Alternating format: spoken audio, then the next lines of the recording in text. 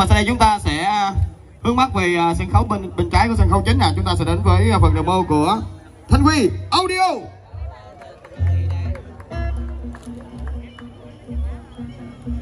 Starting out of Memphis Highway 61, traces of the place where the blue began. Sun is blazing, rising far, echoes of a national steel guitar down in Mississippi, down in Mississippi, down in Mississippi,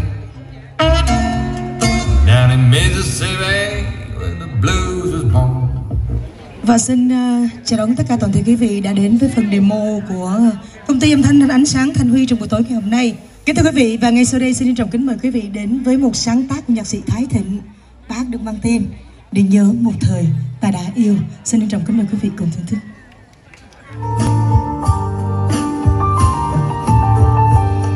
Cuộc sống luôn vội vã với bao nghiệt ngã, xung quanh thăng huyền ngoài.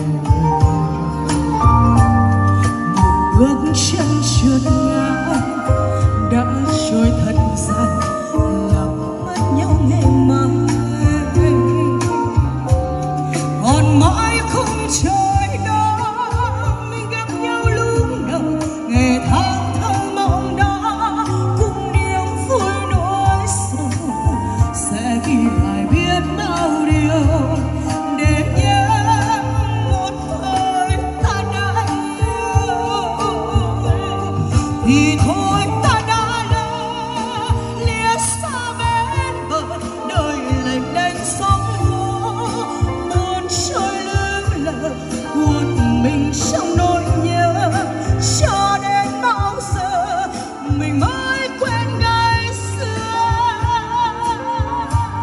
thì thôi ta đã hẹn chờ nhau sẽ về. Mùa xuân nay đã chết, vang phai não để lại bao hối tiếc, ghi khắc tên người gọi mãi trong đêm buồn. Để lại bao hối tiếc, ghi khắc tên người gọi mãi trong đêm buồn.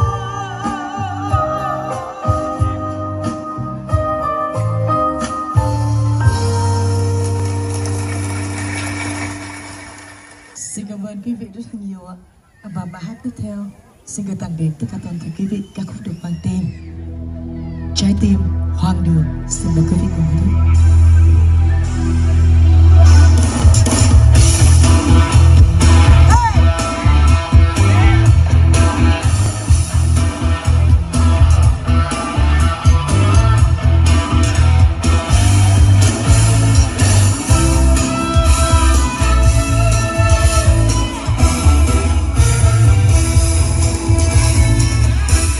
Chiều buông lời cho vòng tay ngát ngào, có tình anh ôm bờ vai xa rời. Vì đã biết bao đêm hằng ngày dừng lệ khóc vì ai. Tình làm mây theo dòng sông mãi trôi, cuốn về đâu cho người thương nhớ người. Vì đã biết con tim hoang dại, lòng em tan vỡ từ đây. Bờ môi anh làm em thoáng cây dài, đôi vai cây chất chứa ngọt ngào. Con tim anh giờ đây đã xa lạ, chờ lòng đâu học thêm bước xưa. Biết em yêu lòng trái tim hoang đường, nỗi đau ngậm ngùi theo cơn mê dài tâm tôi. Biết yêu anh là xót xa chân ngàn, nắng cây yêu người đến bây giờ lệ rơi.